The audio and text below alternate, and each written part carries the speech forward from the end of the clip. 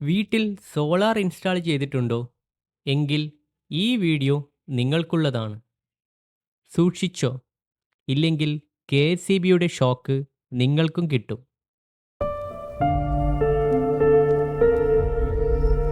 വീട്ടിൽ ഇൻസ്റ്റാൾ ചെയ്തിരിക്കുന്ന solar system on grid ആണോ?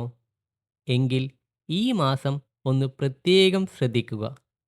ഏപ്രിൽ മാസവും മെയ് മാസവും ചൂട് കൂടുതലായതിനാൽ എ.സിയും മറ്റ് ഇലക്ട്രോണിക്സ് ഉപകരണങ്ങളുടെയും ഉപയോഗം താരതമ്യേന കൂടുതലായിരിക്കും.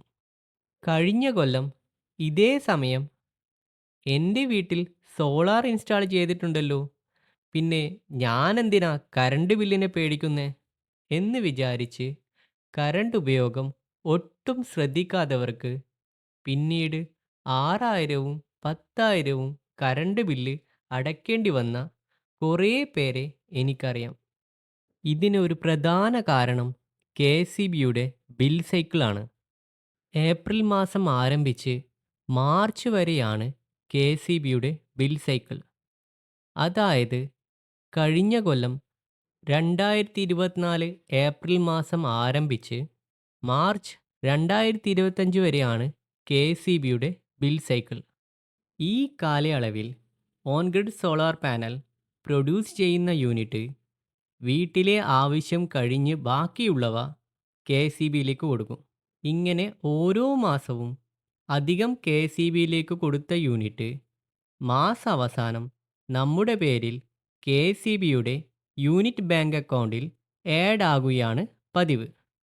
ഇനി ഏതെങ്കിലും മാസം സോളാർ പ്രൊഡക്ഷനേക്കാൾ കൂടുതൽ കറണ്ട് ഉപയോഗിക്കുകയാണെങ്കിൽ നമ്മുടെ ബാങ്ക് അക്കൗണ്ടിൽ നിന്നും അത്രയും യൂണിറ്റ് കെ.എസ്.ഇ.ബി മിനിമൈസ് ചെയ്യും. ഇങ്ങനെയാണ് ഇതിൻ്റെ പ്രവർത്തനം.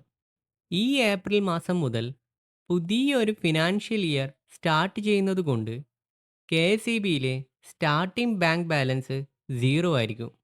പിന്നെ എത്രയാണോ ഈ മാസം സോളാർ പാനൽ ജനറേറ്റ് ചെയ്ത് കെ.എസ്.ഇ.ബിയിലേക്ക് എക്സ്പോർട്ട് ചെയ്യുന്ന യൂണിറ്റ്, അതിൽ കൂടുതൽ യൂണിറ്റ് നിങ്ങൾ കെ.എസ്.ഇ.ബിയിൽ നിന്നും ഇമ്പോർട്ട് ചെയ്യുകയാണെങ്കിൽ അധികം ഇമ്പോർട്ട് ചെയ്ത ഓരോ യൂണിറ്റിനും കെ.എസ്.ഇ.ബിയിലേക്ക് കറണ്ട് ബില്ലായി കൊടുക്കേണ്ടി വരുന്നതാണ്. എൻ്റെ എല്ലാ വ്യൂവേഴ്സും സോളാർ പാനലിൻ്റെ പ്രൊഡക്ഷൻ നോക്കി അതിന് ആനുപാതികമായി കറണ്ട് ഉപയോഗം ശ്രദ്ധിക്കുകയാണെങ്കിൽ കെ.എസ്.ഇ.ബിയുടെ ഷോക്കിൽ നിന്നും നിങ്ങൾക്ക് രക്ഷപ്പെടാം. ഈ വീഡിയോ മറ്റുള്ളവർക്കും കൂടി ഷെയർ ചെയ്യുക. Thank you for watching. See you in the next video.